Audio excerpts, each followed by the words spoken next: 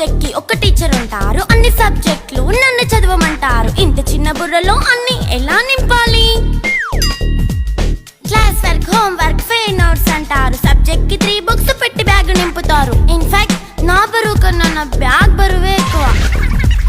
క్వశ్చన్లు, ఆన్సర్లు, సర్ప్రైజ్ టెస్టులు అన్ని దాటుకొని మళ్ళీ స్కూల్ వ్యాన్ ఎక్కేసి అమ్మయ్య ఇక ఇంటికి వచ్చేసామనుకుంటే మార్క్స్ తక్కువ వస్తే చెయ్యాలి అసైన్మెంట్. రిపోర్ట్ కార్డ్ చూపిస్తే ఇంట్లో ఉన్న పనిష్మెంట్. హోమ్ వర్క్ చేయమంటూ మమ్మీ చంపుతుంటుంది. ట్యూషన్ టైం అయిందని డాడీ తరుముతుంటాడు. డాన్స్ క్లాస్ కి వెళ్ళమని తాతయ్య తిడతాడు. స్నాక్స్ తిని వెళ్ళమని నాన్నమ్మ ఆపుతుంది. ఇక అన్నీ అయిపోయాక కాసేపు టీవీ చూద్దామంటే మమ్మీ ఎంట్రీ ఇచ్చింది. బెడ్ ఎక్కమంది. చిన్న నాప్ తీసేలోపు తెల్లారిపోయింది.